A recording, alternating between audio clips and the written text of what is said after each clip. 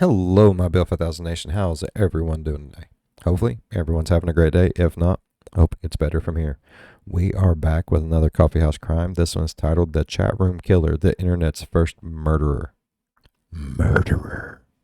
All right, I'm excited for today's story. If you're excited as I am, please go ahead, turn them lights down low, put on something comfy, colorful, something special.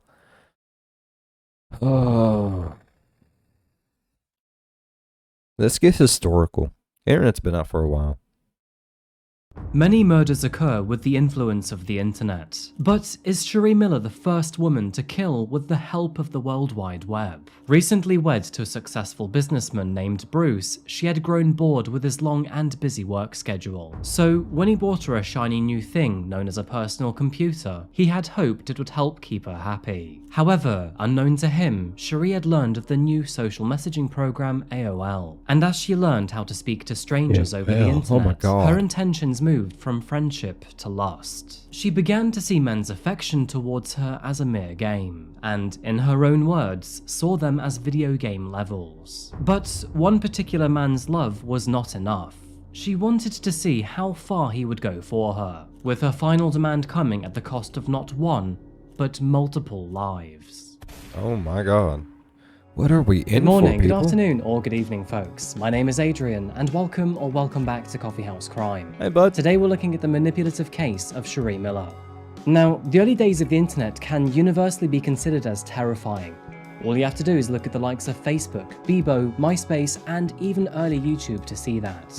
Yeah. However, would you ever think that in its true infancy, the internet would play host to an entirely greed-driven murder?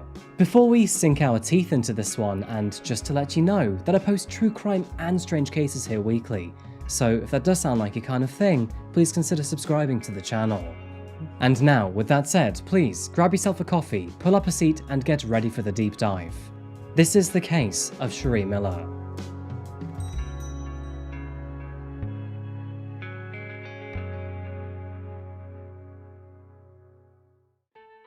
Welcome to the Wolverine State, folks. Or, for all of you international viewers, welcome to Michigan. Today, we're near the Motor City, also known as Detroit. It is put on the map for a variety of reasons, including being the home of Eminem and the Red Hot Chili Peppers frontman Anthony Kiedis. With the Detroit Pistons on the basketball court and the Red Wings on the ice, there is no shortage of interest to be found for those who are interested in sports. The more historically minded might be more curious to see the Henry Ford Museum of Innovation, or Soo Locks, where more than 10,000 ships pass through every single year. Focusing on our case today, we're honing into the city of Flint, located in Genesee County. It is found 66 miles southwest of Detroit, and the name may very well sound familiar. In the year of 2014, Flint saw a public health crisis, when high levels of lead contaminated the population's water supply, of course, thus triggering a local emergency. And although contaminated waters may have been a good excuse for the perpetrator's actions in today's case,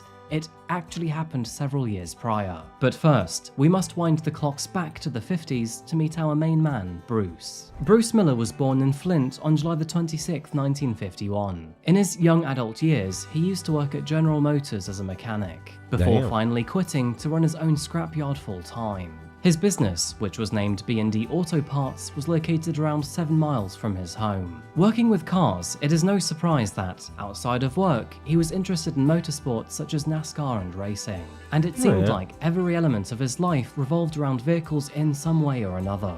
Despite the nature of his job leading him to carrying large amounts of cash and dealing with people from all walks of life, Bruce was considered to be a well-liked man and was very generous. Saying that, there were some ongoing investigations with the police after Bruce was caught tampering with some vehicle VIN numbers, but otherwise, he had never been in any real trouble with the police. Bruce was quite the romantic too, and found himself dating several women throughout his adult years.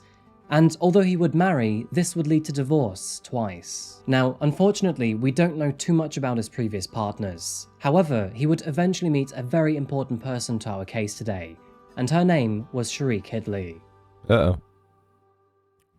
Also born in Flint, Michigan, Sharee was born on October the 13th, 1971, and by her account had a pretty tough upbringing. Her mother went through men quite quickly, and would regularly have them passing through her trailer park home where they lived. Sadly, it is alleged that some of these men would also assault Sharee, starting from the very tender age of just 3 years old. Sharee's first marriage, which was at the age of 17, See, this is one reason why I really do like watching Coffeehouse Crime. I feel bad for her now. Like, it's like, oh, this poor thing. And I'm 100% sure she's just a straight up murderer.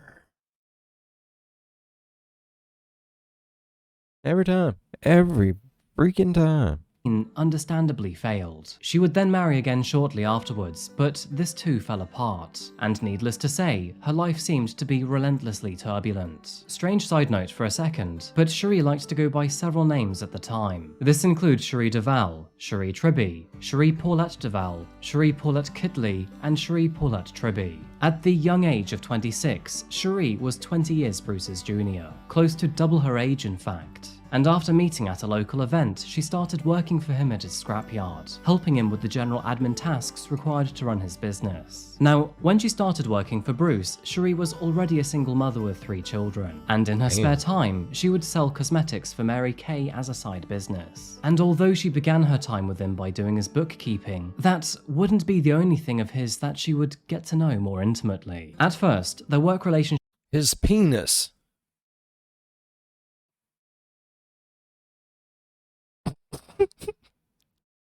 I don't know why. Oh, God. But I'm not wrong. It was his penis.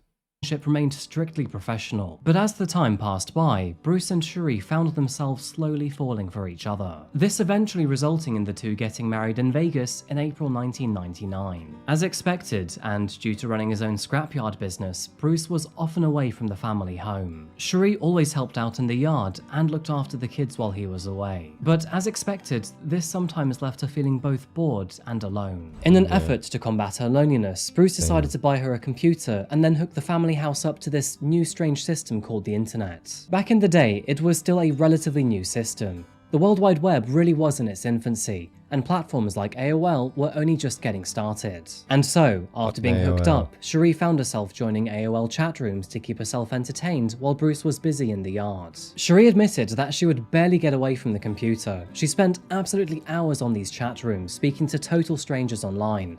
And eventually, these conversations became more saucy. For Bruce, he seemed to enjoy the stability of his marriage. I don't think it's something he ever got before this. To add to that, he was probably quite flattered to get the attention of someone much younger than him. To be honest, it is probably why he put up with so many terrible habits and behaviours. Yeah, poor guy.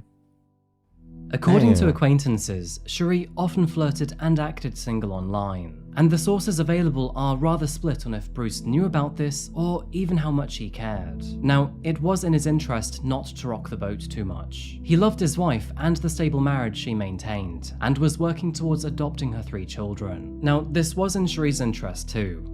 I mean, she clearly loved his money and the lifestyle it could provide for her. I do say this because not long after they tied the knot, she maxed out several of his credit cards. And even if it did bother him, he didn't complain or even let it show. To put things short, their relationship was wild. They would be business owners in the daytime, managing both the scrapyard and cosmetic side business. And after sunset, they would, quote, do it naughty at night. It was against this background of relative marital bliss that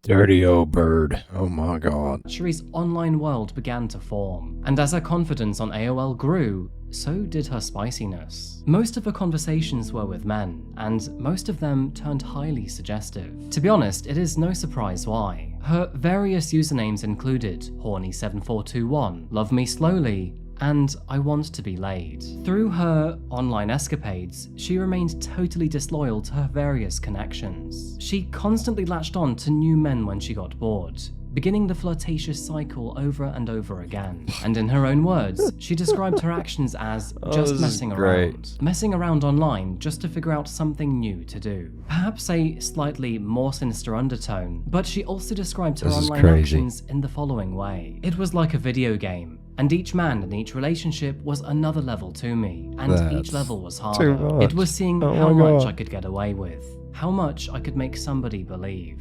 And this cold-hearted way of thinking would send Sharee on a very dark path. It was during one of her marathon internet sessions that Sharee met a new user who went by the name of Reno Nudes. This was the screen name of Jerry Cassady, a former police officer living in Reno, Nevada. Within a very short amount of time, Sharee and Jerry had fallen for each other. It seemed like Jerry was very special too, because not long after flirting began, they changed their names to match one another, Sharee naming herself as Jerry's Fool, and Jerry as Sharee's Fool. Their online conversations included the full spectrum of content, from flirting, nudes, and sexually charged emails, all the way to videos of Sharee performing explicit actions on herself. And remember, all of this happened in 1999, so the process she had to go through to do this was pretty cumbersome. Born on October 6, 1960, Jerry was raised in Kansas City, Missouri. From a very young age, he was an avid hunter. He also had ambitions to join the FBI, a dream that he worked towards by joining the police force in Montana. Jerry worked for 9 years as a homicide detective, rising through the ranks to lieutenant. However, towards the end of his career, it all seemed to go wrong. While working on one of the cases, Jerry discovered some falsified documents in the department. Clearly, this was an inside job where someone had tampered with the information. And so, Jerry did what every good cop should do. He reported it to his boss. But sadly, everyone in the department found out, and he became known as a whistleblower. And just like that, his career was put up in flames. Colleagues made it clear that he was no longer wanted there, and after being demoted, he then decided to leave his job in 1994. Unfortunately, this led Jerry down a very dark path. He began to abuse alcohol and drugs, and found himself battling depression. And not long after this, his wife divorced him, which also led to him losing visitation rights to their son. For doing the right fucking thing, people. That's awful. For doing the right fucking thing.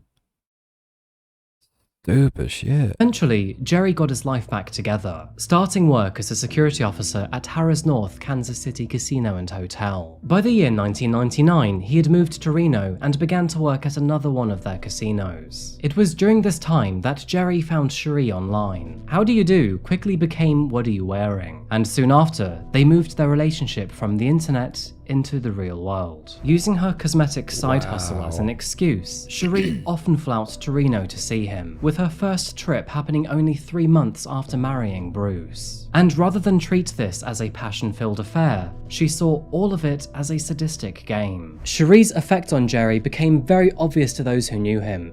People described Jerry as almost bipolar during this time. He was very ecstatic when she was in town, and morbidly depressed when she was away. It didn't take long for the evil manipulation to begin either. By September, she claimed that she was pregnant with his child, when, in reality, she wasn't pregnant at all. But just as fast as she claimed pregnancy, she also claimed to have had a miscarriage. And the reason for this? Apparently, Bruce had beaten her up. In reality, none of this had happened. Bruce was a hard-working family man, not some sort of dangerous psychopath that Sharee had made him out to be. But Jerry didn't know that, and he was absolutely furious.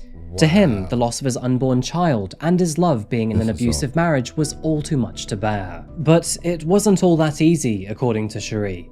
She told him that Bruce had very powerful connections in the mafia, and he had too much money and influence to ever let them walk away. Just 1 month later, she was supposedly pregnant again. However, this time, it was with twins, and she had scans to prove it. Just a side note, but in 1995, Sharee had tubal ligation, meaning she could no longer have kids. Of course though, she didn't tell Jerry this.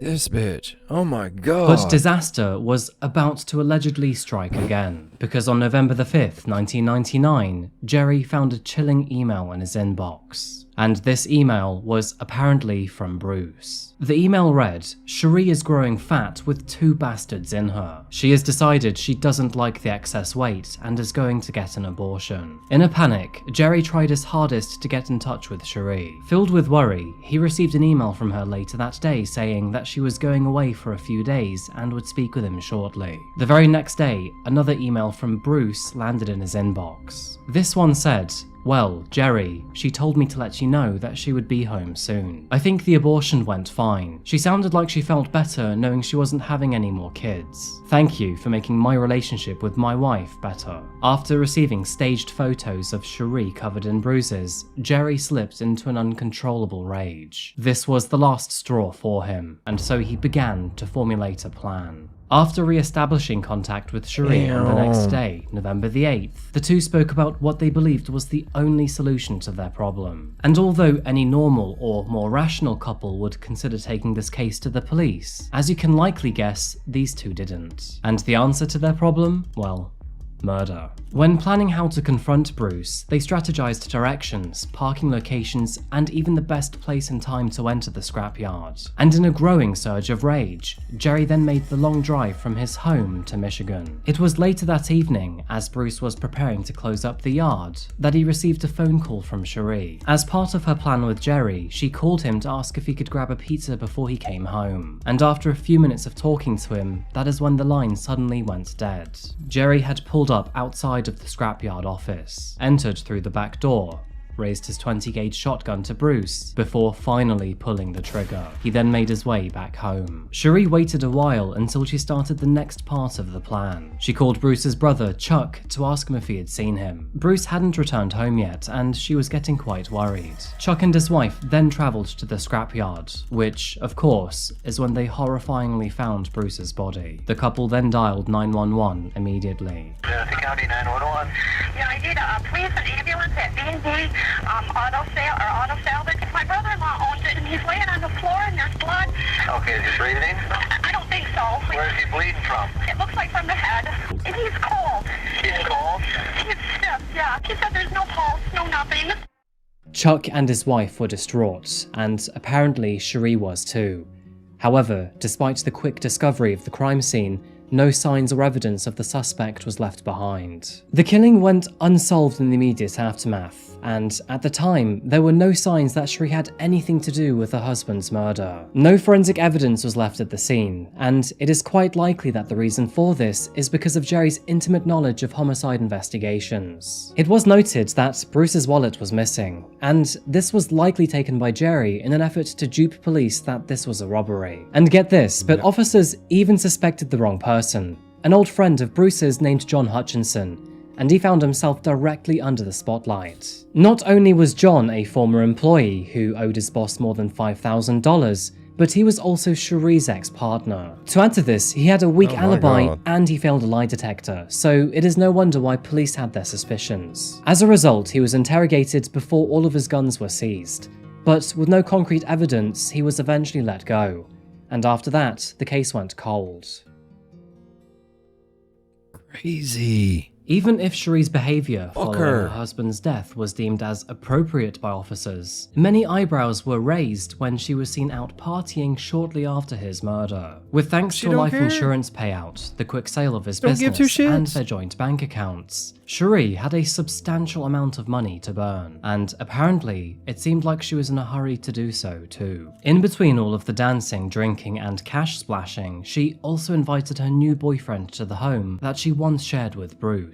But rather surprisingly, it wasn't Jerry. Jerry and Sharee's relationship suddenly froze after Bruce's murder, and that is when Jerry realized that she had fallen in love with yet another man. Jerry began to feel intense guilt after this, and reflected on the horrific crime he had committed with his ex-lover. With his background in law enforcement, he was well placed to review and realize the truth. Unfortunately, he was merely a pawn in her game, and his emotions were manipulated in order to kill her husband. And that is when he suddenly realized that Bruce was, in fact, an innocent man, not guilty of any of the accusations that Sharee had fabricated. There was no abuse, no mafia connections, no beatings, and no babies either. And it turns out that the scans Sharee had as so-called proof were dated back in 1994. 3 months later, on February the 11th, Jerry Cassady made the decision to take his own life. He was found alone in the apartment he'd rented from his cousin, next to his .22 caliber rifle. Amongst his possessions were letters to his family, including a note and a briefcase which were addressed to his attorney,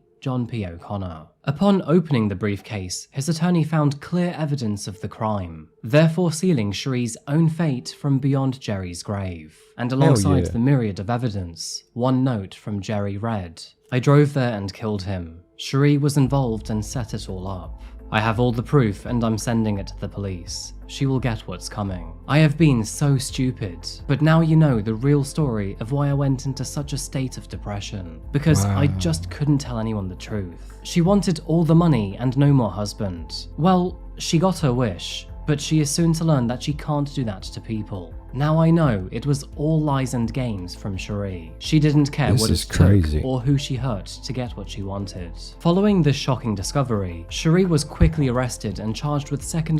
This bitch is maniacal as fuck.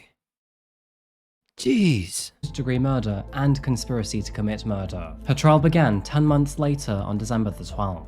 And with the strange internet-based nature of her crime, public interest was abnormally high. She proclaimed her innocence throughout her trial, with her defense team suggesting that Jerry had fabricated his evidence against her because he couldn't handle his own guilt. Bullshit. They also tried to pin the blame on John again.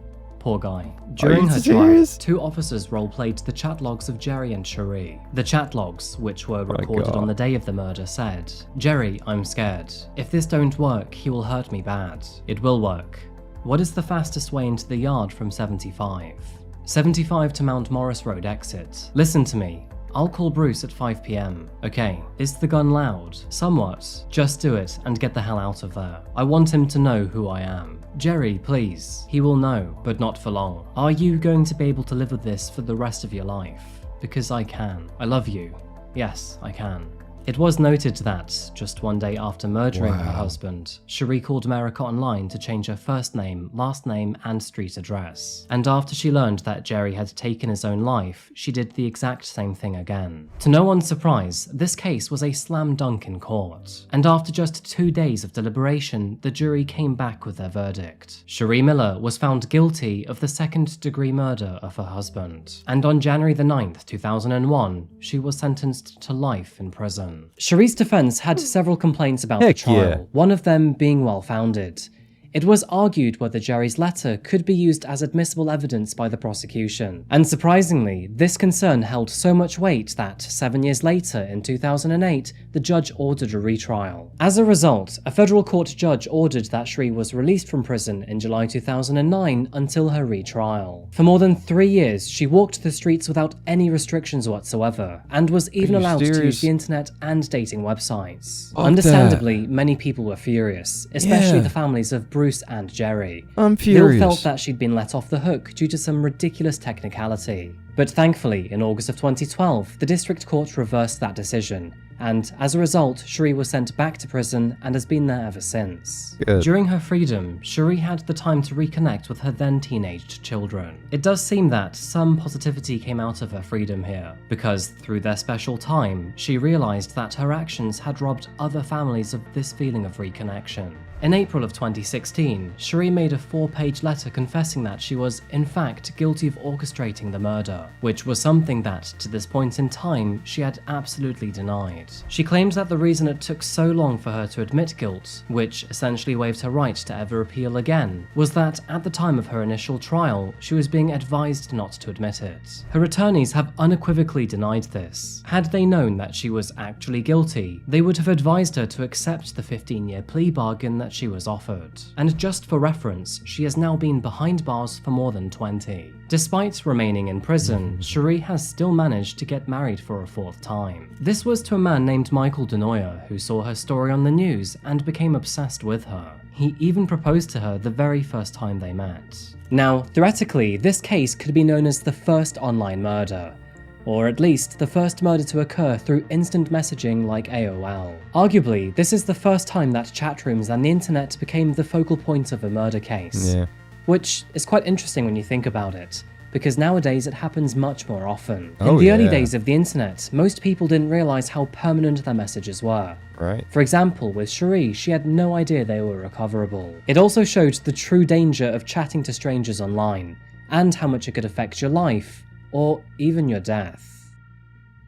Bruce Miller was the victim of these realizations, a man who lost his life through no fault of his own. He found love with Sharee only after employing her, and to begin with, he was merely helping a single mother of 3 children. When they fell for each other nearly 2 years later, he was absolutely smitten. He agreed to legally adopt all 3 children and give them a home. All in the meanwhile, Sharee was sleeping with other men behind his back. Although Sharee's computer would be considered prehistoric in today's world, it would have been extraordinarily expensive at the time. Despite the heavy price tag, Bruce bought this for his wife, under the impression that she would use it to better her business and keep her happy. At best, it was a boutique business, but in reality, it was probably a money-losing operation or a pyramid-type scheme. Yet, despite this, Bruce paid out to make it easier for his wife to sell her products, but instead, she was using it to plan his death.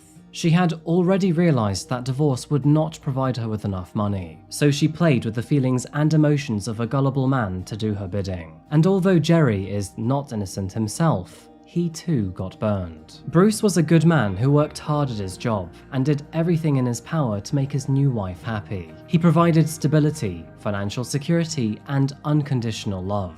But sadly, his reward to all of this was murder in cold blood.